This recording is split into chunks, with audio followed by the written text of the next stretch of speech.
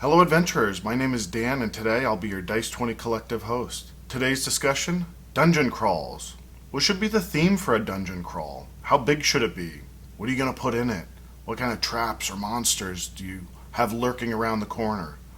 What are problems associated with it? All these questions and more from four DMs who've been through it. And don't forget to hit that like button so you can get more videos when they come out. All right, here we are. We have Jim up top, we have Mike on the top right, and Vespa on the bottom right. And today we're talking about the dungeon crawl. What does it mean? How to design it? Why should you use it? So, first, we're going to start with Mike up top there.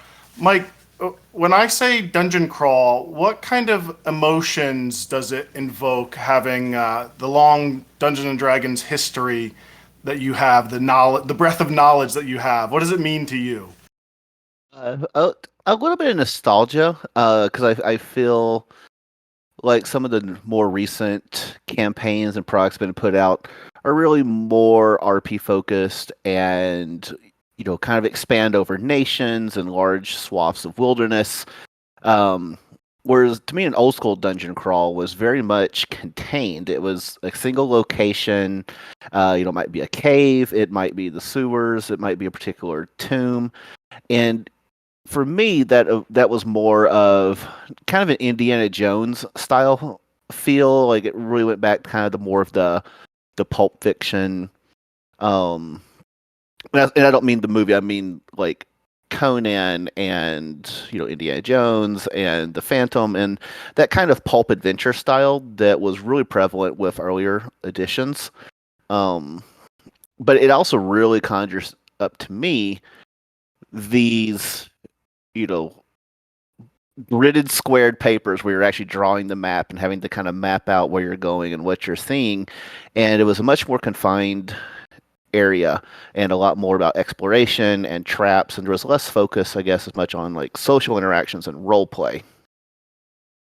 Yeah, and it seems that the biggest change from then to now would probably be the fact that role playing is much more a focus or center stage. Would you agree with that, John Vespa?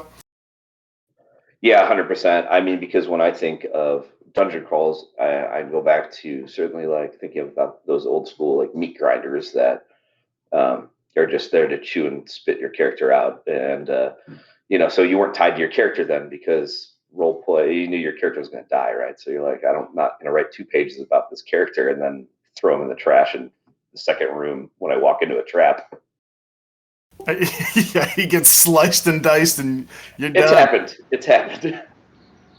So, Jim, being probably the newest player to D&D, and not having a second edition history, when I say dungeon crawl, what is it to you then? So maybe I'll answer from my perspective as a DM rather than just the player perspective, right?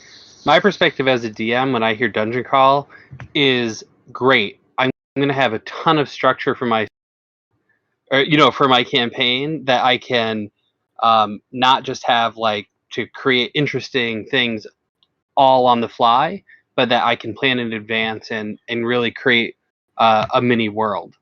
So that's kind of my thought as a DM. Now, as a player, I think a lot of combat, right? Like that's most of the dungeon crawls I've run, and I'm sure we'll talk about this a bit, are super heavy on combat. I don't think they always have to be, but I think that's what I've experienced so far from a lot of other DMs. And yeah, I would agree with that. That combat definitely probably takes high priority there. Um, would you guys say that there are any other large differences from old school versus new school? I would say that earlier editions there was more either moral ambiguity or amoral quality to it versus nowadays. I mean, and I can to speak to, there's one of the famous dungeons from first edition was the Lost Shrine of Tamachan, and I recently played through that in 5e as a player. The DM I was playing under kind of slotted that into a campaign that we were already running. It had been since our first level, and now we go through this classic dungeon. Then we come out, we go on and do other story stuff. And when it was first released at Gen Con as like a tournament, certain things you did, certain benchmarks and treasures acquired gave you points, and it was all about which table can get the most points. But for our group going through, we come up to certain, sarcophagi, and there are points available under the old system to open this up and loot it. And now, but in this campaign we're playing, where I have this whole backstory for my character, and it felt like my character's not into grave robbing, and so there was a lot of stuff I think assumed within the framework of that old dungeon about grab as much treasure as you can that my character had absolutely no interest in doing because it felt sacrilegious or disrespectful, and I'm playing a cleric and it just didn't seem like the right thing to do. And I think that kind of inclusiveness and cultural sensitivity is more prevalent now, and so modern dungeon crawls I think need to take that into account, whereas old school it was very much just get in, grab the treasure, avoid the traps. I think part of that's how the content is now distributed versus how these older modules were. I mean, a lot of those older modules would just come with literally just the dungeon and like, here you go, that's what you're playing, right? So now you get Rime of the Frostbane or something, and it's a whole book, and maybe there's 2 or 3 dungeons in that book, right? A lot of the old content I have from 1E and 2 is literally just, here's your dungeon, and here you go. And then you get a little bit of a writing on a backstory or something like that. But especially like when 2E came along and exploded, and all the content they put out was put out, a bunch of different people were putting that stuff out. So I think it's important to distinguish like what that was like then versus now as well. Yeah, I think that the old game really was go into the dungeon and get as much treasure. So that was the game, especially initially. I know it started transitioning in second edition, but that was the game from what I can remember. Just to add on to one thing, Mike, that you said about, maybe you're playing a cleric who doesn't want to grave rob, and like, and you could expand this concept to trade-offs within the dungeon, which could be for RP reasons or for tactical reasons, right? But when I think about designing a dungeon crawl for my players, that's fine. Like if you don't want to loot graves or you don't want to clear optional areas, but there should be trade-offs, right? So like if players don't clear every area, obviously they're not expending resources that maybe they need to fight the big bad at the end. But maybe there's some enticement to go explore these areas, right? So I think that as again, from the DM perspective, it's like encouraging those players to have those choices of what they do and don't do, right? Because that's really what makes an RPG not a board game. But at the same time, there should be choices and then consequences, good and bad, for those choices. So to me, it's like more interesting when players have those dilemmas than just, okay, let's clear every room like a SWAT team, right? So I'll throw up kind of a softball question, and Jim, I'll let you take this first. But I mean, how big should a dungeon crawl be? Like, what would your dungeon crawl length be, and how would you approach it in that as far as length of time? I guess it depends on obviously on what you want to do. I think the key is, I think that it's not so much the amount of time we're in the dungeon, but the amount of time that we're spending in combat, exploration, and RP. And if we think of dungeon as equals combat, then you're going to want to keep them like short and snappy. But if you think of dungeon as just a space to have all the other elements of story and interaction, then I think dungeons can be very deep and take a lot of time. And also there's I think the first dungeon that I DM'd, I had like mechanisms where the door shut behind you when you walked in, right? Because I'm like, okay, you're in. But the reality is the way that 5e is designed, right, is that you have an adventuring day and maybe you have short rests or things, right? That's X encounters, and I think this is all in the DMG. So the idea of going into a dungeon, coming back out, recovering, going back in, delving deeper, but of course maybe things are happening, that dungeon should feel alive. You can really expand it and make it huge without it feeling just like a combat slog where it's like, next room, roll initiative. Next room, roll initiative. Right? I think that's what you want to avoid. But if you can find a way around that, you can make them massive. I think that's why it's important to utilize traps a lot in dungeons. Like, there should be a lot of various mechanisms and things, like you're talking about, like the door is shut behind you. There should be other like pitfalls and things that are in place, right? Because whoever's in there, whatever's in there, is probably pretty well guarded against people like us, coming through, right? Yeah, and I think also I think that's a great point, because that's an obstacle that may use resources, or at least people not being idiots, right? Which I know as an adventurer, I've done my share of idiotic things trying to avoid a trap. But it's also a great way to telegraph to your players there are traps. Like, hey, first hallway in, there's a skeleton with an arrow through its head. Okay, so like it gives them a message, and then if they ignore that message and just like go hog wild, well, enjoy blowing all your traps up. I think what you mean is when they ignore that. So, yeah, exactly. Just put something shiny on the other end of the hallway. They won't stop. Don't worry. Well, so back to the question, and I'll go. My ideal dungeon, honestly, I like the old school feel. Like, I want it to be like 3 levels deep, and it to be just like this really challenging, kind of event almost. That's just like me having that nostalgia and like really. Well, I mean, besides nostalgia, and nostalgia is a perfectly acceptable reason. Why do you like them so long then? Well, I mean, it's Dungeons and Dragons, right? So for me, that's in the name. The core of the game, So yeah, I really just enjoy that, and I enjoy the challenge, and then that tension that like Jim's talking about, like you set the kind of arrow through the skeleton, whatever. It sets that precedent. People are on edge. Have that tension. If you can maintain that tension all the way through, and then there'd be respites in there as well. You find some sort of shrine and get a blessing or whatever, right? And then so it's kind of like a roller coaster in there. So that's nothing like imminent doom to really keep people like engaged in the game too, right? Right. I mean, if I'm playing and I'm like sweating, like I love it. Like, I like it when other players are sweating because that means I didn't die. I'm not rolling. As long as we got at least one sweaty person at the table. Yeah.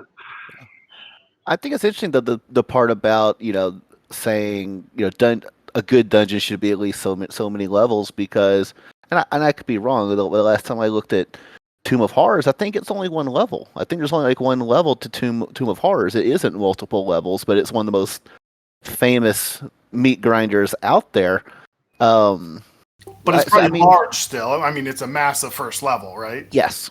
And I mean, for me, I guess it's more about sessions and hours. Like, yeah, I certainly want at least like 4 to 6 hours out of maybe like per level of a dungeon. That's kind of how I mean, Jim, I thought the point you made about the adventuring day, I think, is well taken, and for them talking about the adventuring day and how many encounters are supposed to be per rest and everything, I think just they themselves were thinking about a dungeon crawl and how they do that. That if you say 5 to 7, encounters, well, then that means maybe like 5 to 7 rooms on, say, level 1, and a room doesn't have to be a combat. It could be a puzzle. It could be a trap. It could be in a random NPC encounter in there, but and then you still have hallways and wandering monsters and such, but someone that like 5 to 7 like major room range where there is stuff to interact with and study and have to problem solve, I think is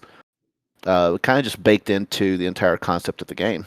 Sure. You're 100% right. It doesn't have to have those levels. One of my favorites is Ruins of Undermountain. So like I like the idea thematically of delving deeper into a dungeon. So that kind of thing. Like that's where I fall.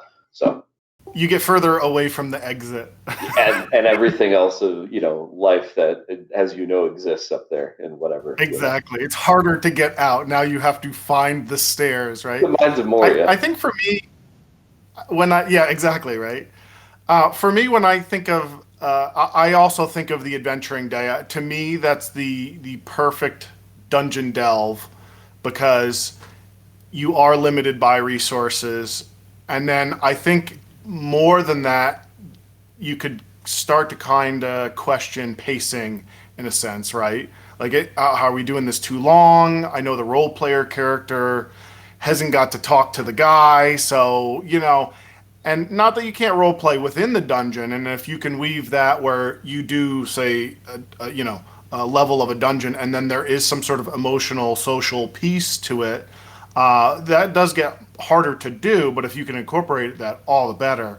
But I would say that when I look at a dungeon crawl, I think of it like a World of Warcraft instance, right? Like you have your few encounters, you're about done with resources, then you face the bad guy, and then you're sort of done going on to the next step. Yeah, I think that that's the most common. I think that like massive dungeons are an interesting concept. I think that it's way more planning than people think it is to pull them off well, right?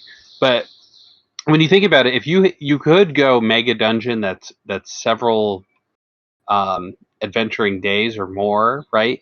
But there's got to be one, you have a really good reason they're there. And it's like, but I'm thinking like abandoned underground city, right? Or like Mines of Moria. yeah, or something like that. But it's like, so there's got to be a really good reason, but that could be really interesting if you're weaving in other elements than just combat, right? If you've got exploration or RP, because maybe there's still denizens there that are intelligent or semi-intelligent or whatever. But to me, that's very interesting. And then again, like, how do you convince your players, right, to not just be like, well, let's just leave. Let's just leave and get out of here. Is what's driving them onward through here, right? And maybe it's a quest, blah blah blah. But I'm like very interested in a massive dungeon done well. I think that it just it's like overwhelming as a DM to start thinking through that, Whereas like the WoW instance is a much more manageable setup. Yeah, see, that's why I like to think of it like it doesn't actually have to be a dungeon. It could be the church with the 5 rooms off of it and the basement, and then what's below the basement, maybe another, that's where the big bad guy is in the cave, or that's where you find the thing. Like to me, it's like how long do you need to get your point across before you bore the players with too much combat or get too far off track, right? And that's why I like to think of it like an instance or one castle or one adventuring day, because then you can kind of shift and move on to some of the other aspects of the game that certain out of 5 or 6 people, somebody's going to be missing combat after 2 sessions or 3 sessions of hardcore fighting and traps and stuff like that. While they may enjoy it, but there's other pieces of the game that you're missing at that point. What do you guys what would you put? Why wouldn't you use a dungeon crawl? Like, is there a reason that you wouldn't use a dungeon crawl? Well, I think if you're talking about like you're saying instances, right? So like if you go to let's say it's a cloud giant castle or something, like does that count as a dungeon? If that counts as a dungeon, I think that the door is pretty open to all these things being considered dungeons. That when you have even like I mean maybe not a forest encounter, random encounter, but anything that you set up outside of that's premeditated by the DM, then qualifies as a dungeon. So I think we all consistently use those in one way or another. Yeah, I think it's hard to do like tracking and survival, like using a dungeon of some sort. Like if a dungeon is sort of like an encapsulation of, contained environment, like a compact environment of an idea, right? Like it slows down the process a lot, right? Because you are solving the puzzle or figuring out how to get through the trap or fighting in the combat, right? So it slows it down. The whole process goes so much slower. So I think if you wanted to somehow speed, say through travel or something like that, like working through a dungeon crawl is sort of a tough thing unless you're going through the mines of Moria and you're like, okay, here's a skill check, and all right, let's fast forward to the main temple kind of thing, right? Yeah, I think that. But what you're saying, right? Like if we think dungeon crawl, right? I'm thinking much larger, bigger sorts of things, and it's just when in your campaign you want that, right? Like to me, it's got to be. I want it when I'm building up to some reason. like you're defeating a powerful foe, you're getting a powerful artifact, you're cutting through massive amount of days of travels by going under the mines of Moria rather than over top, right? So when I wouldn't do it is when I don't have a reason, right? That if it's just like, hey, I'm just going to throw combat at you guys because I don't have anything else creative to do. And again, I'll just reiterate a point I tried to make before, is that when we think dungeon, I don't think we have to think just combat. And actually, if we kept kind of some of the ratios of combat, exploration, RP in dungeons and found like creative ways, and maybe part of that exploration is traps, as Vespa said, or whatever, it'll make it not so slow. But like when you're on Roll20 and it's another combat after another combat, I agree with you. It just feels like a grind after a while. But I think that thinking of dungeon as that structured space where it's like, at least it doesn't need to be a linear, so we can probably talk about that too, but it's, you have, if you're in this room and there's 3 other doors, you have 3 like freedom of movement places to go, right? So there's a lot of structure there, but I think that doesn't have to mean combat, and it doesn't have to mean just a linear gameplay either. So that wasn't really your question, but I decided to answer something else. No, but it's a good point, and to Vespo's point too, where we're getting a little fast and loose with what is a dungeon crawl, and I have a very broad spectrum of it. Like a house or a keep is, to me, basically a dungeon, right? You have entrances, you have the way to go. The only difference is there's so many ways to enter into it, by going over the castle, by going under the castle, by flying in. I've had people in an Eberron campaign drop in like master spies and stuff, So it does change it up, and that opens it up significantly. But you're right, once you get into the room, or, there's several different ways to get into it. So I like the idea of it's a focus of some sort, like the keep is a focus, or the dungeon is a focus. Right? If you have to go to the caves to get the magic item, it's a focus. Maybe there's 5 ways into the cave, right? It doesn't, which is essentially the same as a castle, right? Just a different, curtain type setup, right? Yeah. But it's sort of the same idea to me, where it's like you just have different layers of it as far as like what the idea is, the main point, right? Yeah, and I think the other kind of point that goes along with this is that I think that maybe like if people who have done a lot of old school dungeons, and then there's been like a shift in, I guess, recent years, and it's like, well, everything should be open, and like total sandbox with no dungeon ever. And I think that there's like confusion over like what a dungeon is. And I guess that's what I'm saying, is that a dungeon should be a space with like contained walls or structure, blah blah blah. But it's important that your players continue to have agency and choice in that dungeon, and that there's trade-offs, right? So, and I think that a lot of times we confuse like dungeon versus just like open world sandbox, and that one is just a grind and you have to do everything, and the other is just like creative and free. And of course, the truth is like really in the middle, right? Yeah, and I think part of this is as to why maybe a dungeon instead of that sandbox is that not everything also has to be on some national or global scale. Like dungeons give you a chance to really kind of narrow your focus, as you said, like on this instance. And like you brought the idea of, okay, here's this abandoned church, and maybe there's 5 rooms off of the nave of the church, but then you find a stairway, then that goes down to the crypt. To me, the church isn't a dungeon. That's just a location. But when you start going down to the crypt, now you're in a dungeon. And even if it's only 1 level, or if the crypt itself has 2 or 3, or maybe, and then there's a tunnel going into, something even deeper. I mean, you start getting into like your Diablo territory about like the evil caves underneath the crypt. And that's at the dungeon level. And I think there's, to Vespa's point, there's a slight bit of claustrophobia to dungeons that I think as well, that like narrowing in your focus and options, but then that's also where you really get to see players' creativity and problem solving.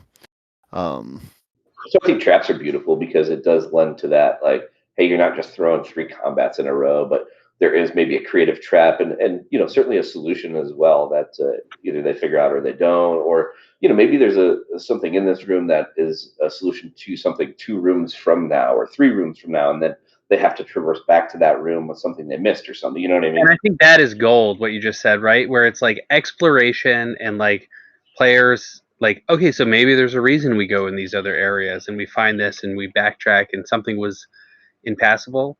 And the other thing I'll just add on that too is like the value of NPCs that they can interact with that are not combatants in a dungeon. And probably the favorite thing I've ran was like a crypt, and there was like a spirit or a ghost or something like that that they didn't have like a long conversation with, but was like there, and there was some intel and things like that.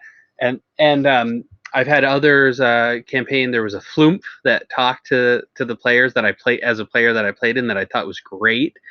That was kind of like, maybe we don't want to attack this thing. Like maybe we, and we got to ask it questions and interact. And to me, that was really fun to have in a dungeon. That it wasn't just a grind.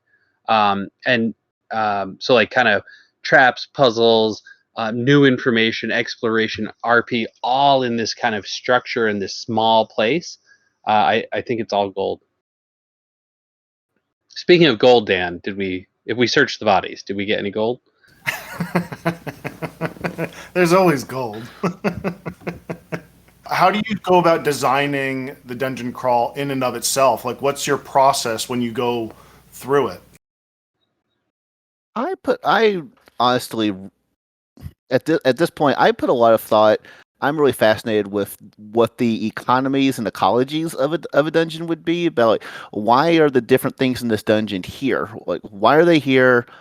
How do they interact? They don't just randomly populate it like this. Like, why was this structure built?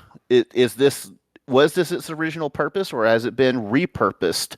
And if so, what changes have been made? And then also try should inform you of what's in there, right? Hmm? The purpose should inform you of what's in there. Yes, very much so. And I always also try to tie it back to whatever my overall campaign story is. I mean, again, going back to what Jim was saying about why don't they just turn around and leave? Well, obviously there's a reason they're here, but that will have already been set up within the narrative. They've come here for a reason. But that's also that reason is going to also inform what is in my dungeon. Yeah, I think that's an interesting way to go about it. And I usually start with like kind of an inspiration of a big idea. Like, okay, so maybe there's like a mad mage trapped under here, and she's been here for generations, or blah blah blah. And so then, what sort of creatures would be there with her? I think that's interesting. And then in other campaigns, like right now, I'm kind of doing. And this is probably a whole other session of discussion, but just doing like levels as we get to like what's it called? I'm blanking on it, but I'm not using experience points right now in my current campaign. And I will say that using experience points is so powerful for some of that stuff, where players feel like they're making progress as they go. And the reason I bring that up is that in other massive dungeons I've built, I've actually started on paper saying like, hey, are they going to gain a level or 2 levels in this dungeon? So how many encounters do I need? And kind of work backwards through the experience. So I'm kind of a data guy. I start at the spreadsheet usually. So I think it's interesting that you start on the creature side. Yeah. So like, I would not introduce a dungeon unless I already had the idea of what's going to be in there. Right. So my first thought is also like, maybe not whom, but specifically like, let's say if it's tied into some larger quest, there's an item there, or maybe it is whom, maybe it is there's some sort of entity or whatever it might be. But I certainly start with the who and the what, and then I kind of go from there. And normally I would just draw it out, like how many rooms, what I think it looks like, traps, and then I have a visual like overview of what that looks like, and if I have too many combats or too many traps, or try to find that balance of how I think it'll progress. Obviously some of those areas are going to be optional, and you never really know what'll happen. But like, even if you just look at the streamline, like if they went straight to this and straight to that and got to the end of the dungeon, like what does that look like? I'll just add one other thing is that ever since I got Dungeons by Dan's dungeon tiles, I also have laid those out on a table and just kind of like rearranged them in like a massive area. Um, and to me that was really fun to like actually build from the structure first because I had those dungeon tiles by Dungeons Yeah. by Dan. But it was really fun to put them together that way and then like start with like, oh, this would be cool, and then maybe there's this like potion room over here. So like, okay, so who's in that potion room, right? I found that was like fun and also didn't require the sort of like heavy like planning to get me started. And then I had like a rough structure, and then it was easy to fill stuff in, you know. Yeah, that's interesting. I've actually got other feedback from people about that, where it was like, yeah, I had an idea, but then this gave me so many more new ideas. And a while back when I played back at when we, face to face, and you were using things on the map that obviously weren't necessarily part of the adventure, right? So it is interesting to use the artwork to inform the adventure, yet you probably start with the idea and then let the artwork influence it in some artistic way, right? Yeah, for sure. So you can get those at. I'm just kidding.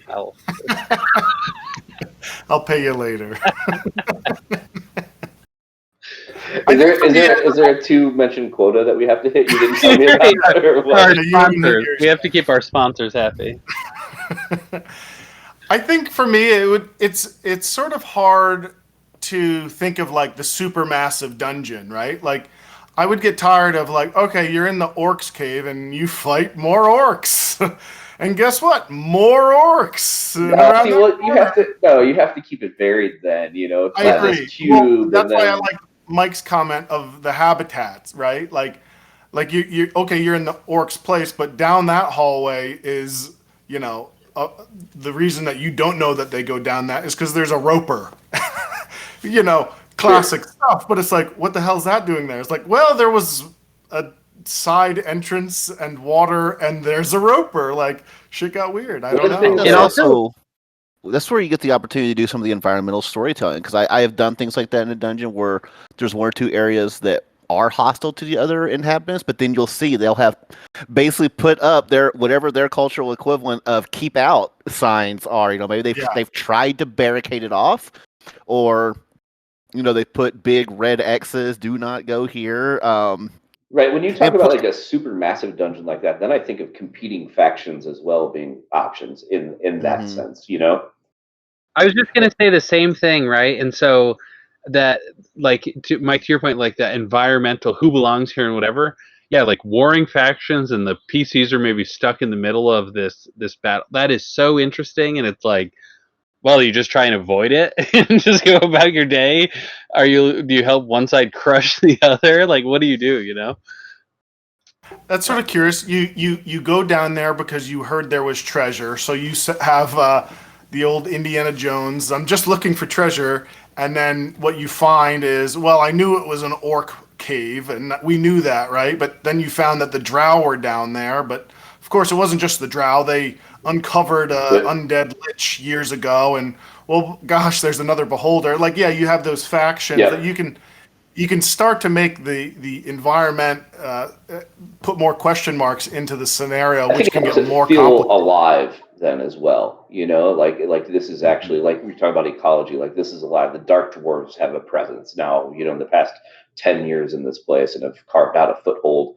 The drow are over here, and then there is this lich, and they're both after the lich's treasure or whatever it might be. You know what I mean? Like. But I think this is also where you start. This is why you see some of the more classic dungeons and things like Undermountain, where you have this, again, what is your setup? Is it a wizard's workshop? Well, now you can get really crazy with your environments and the denizens, and wizard's workshop, or like Temple of Elemental Evil.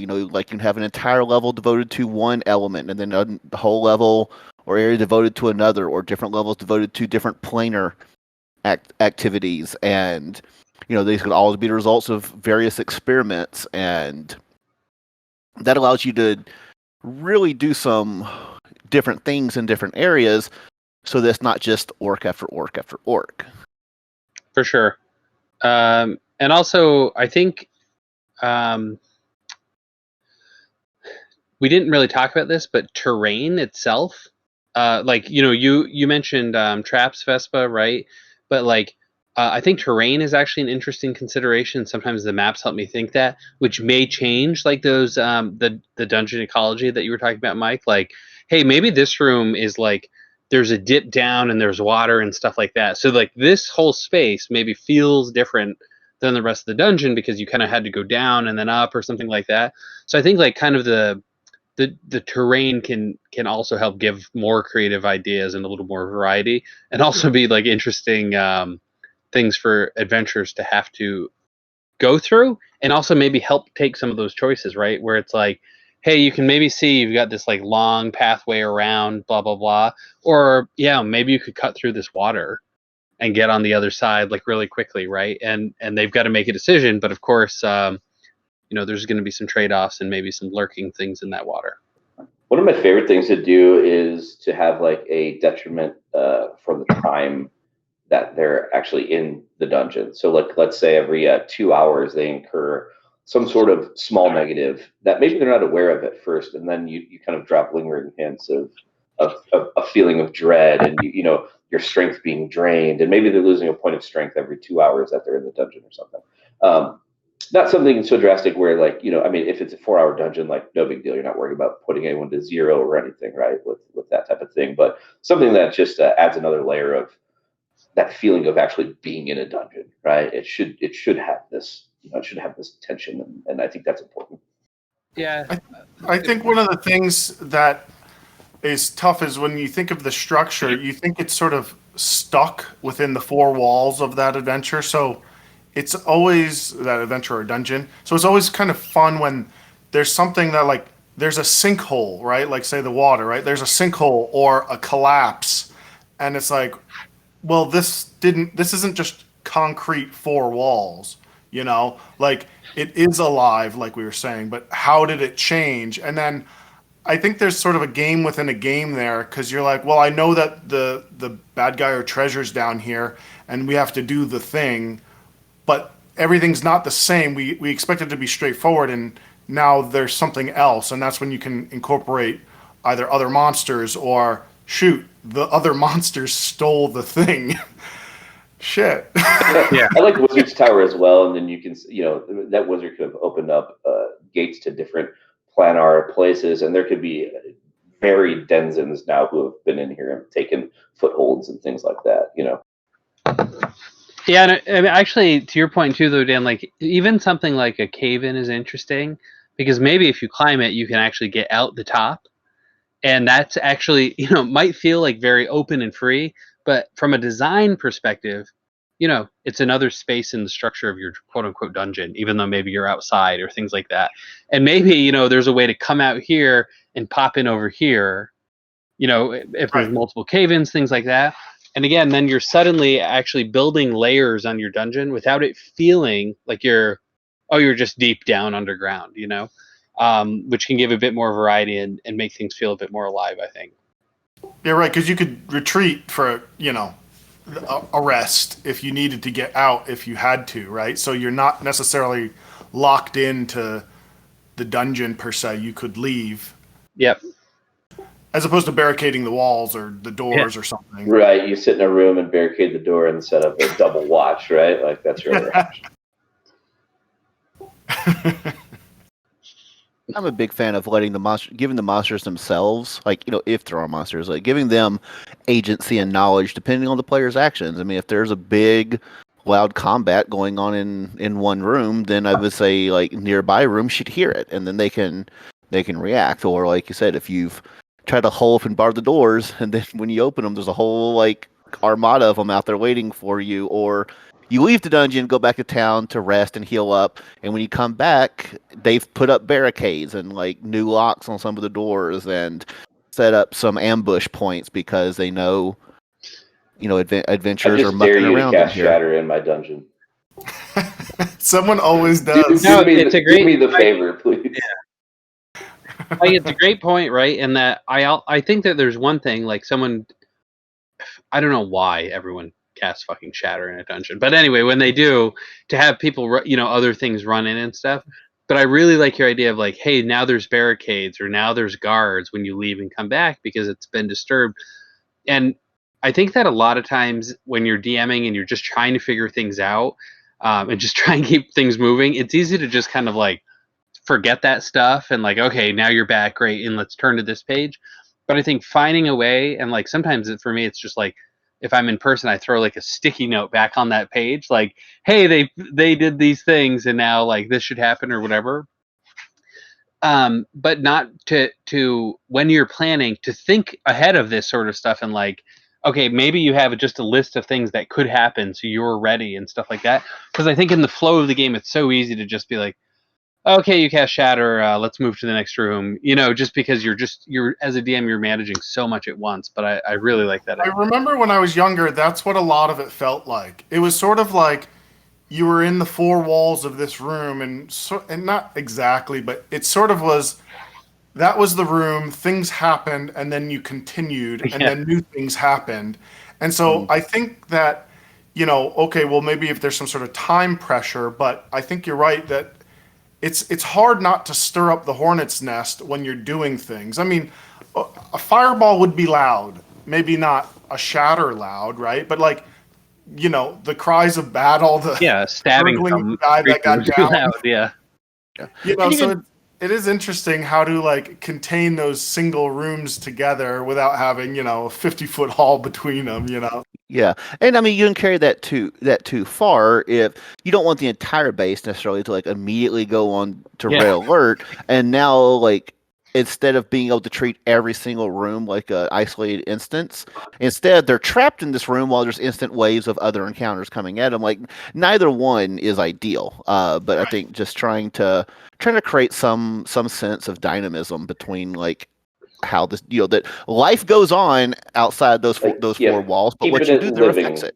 Yeah, keep it like that living feeling like you're talking about. But one great way to do that also is that let's say you're in a room and there's lots of loud combat or they're not stealthing or whatever.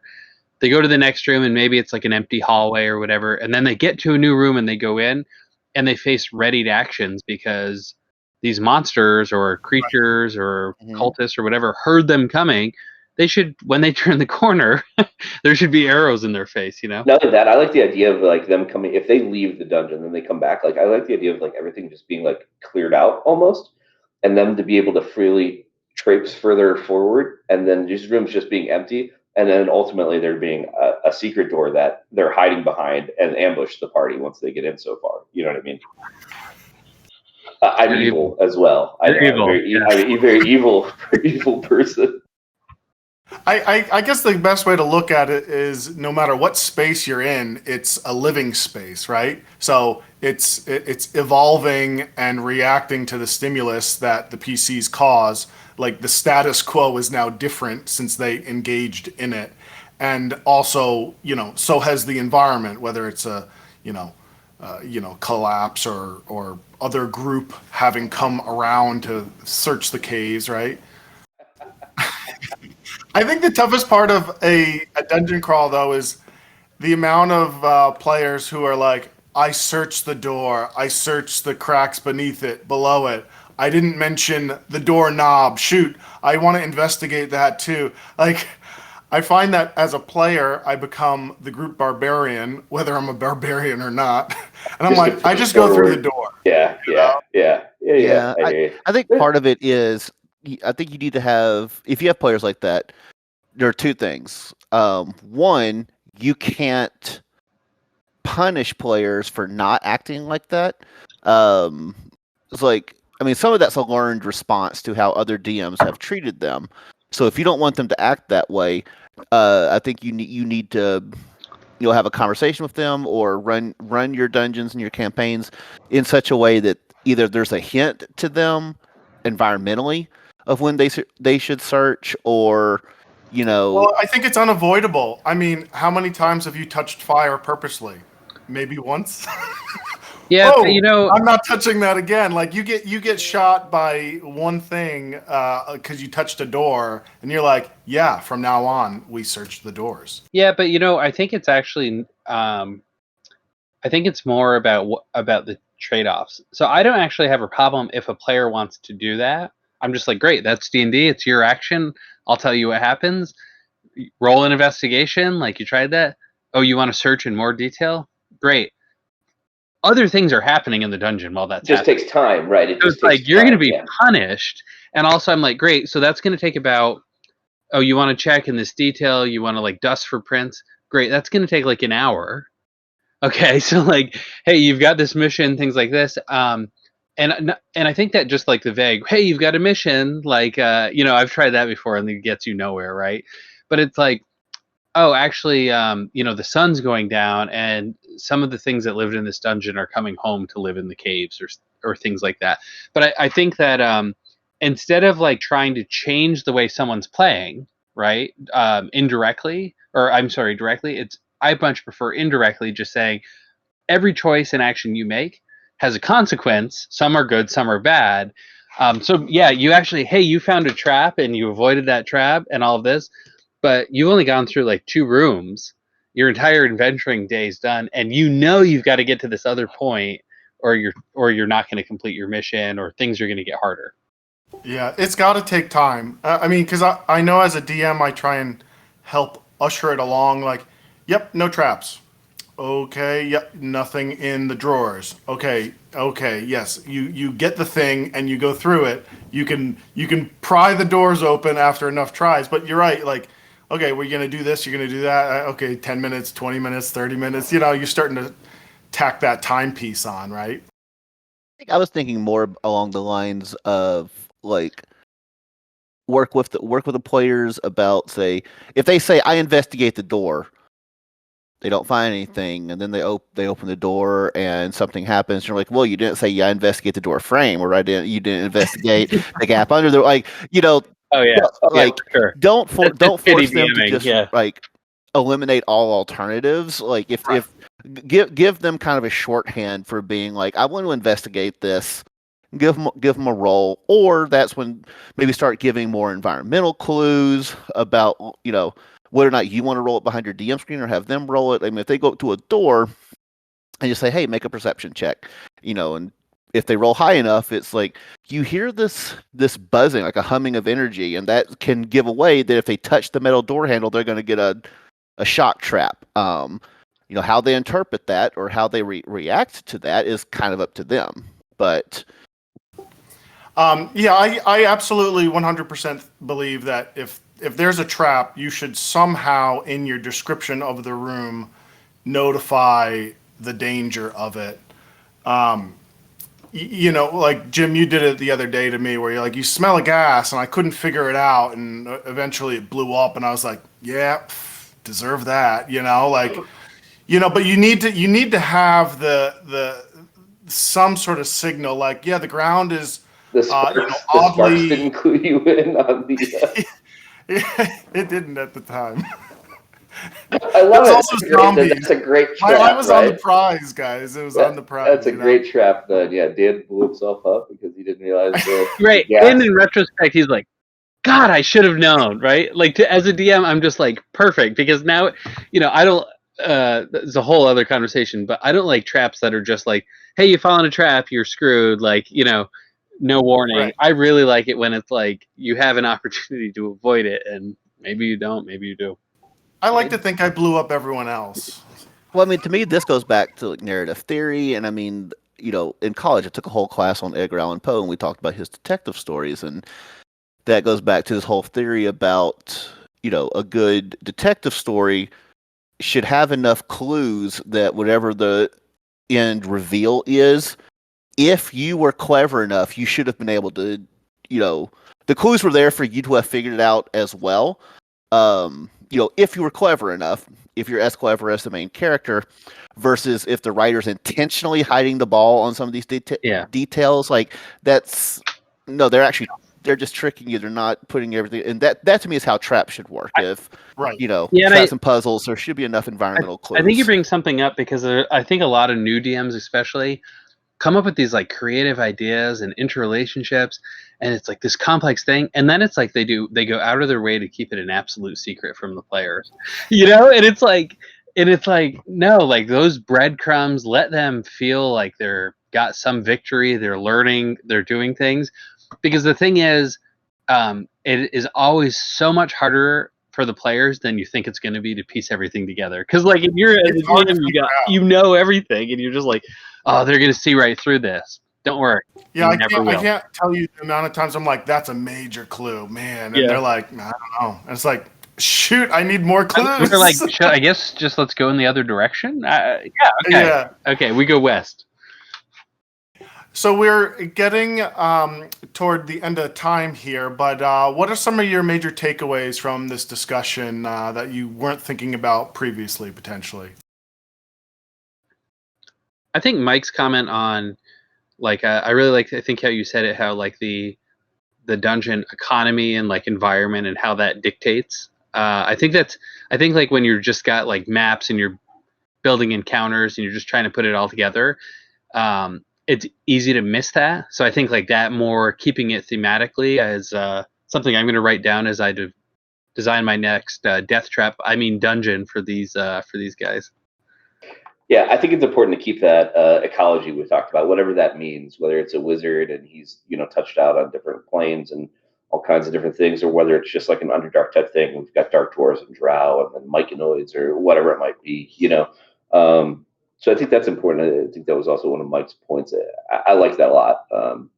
And I think as long as it makes sense, right? It all has to kind of make sense, though. You can't just be like, there's one random beholder like running through this place for no reason. Like, what? But why? And I like the point about, that if you are using some pre-generated artwork or tiles, look for inspiration within those, like something that looks like it might have just been an artistic flourish for whoever created it, but if it gives you an idea about how to utilize that room, run with it. I actually like the idea because I struggle with making, say, like a massive dungeon.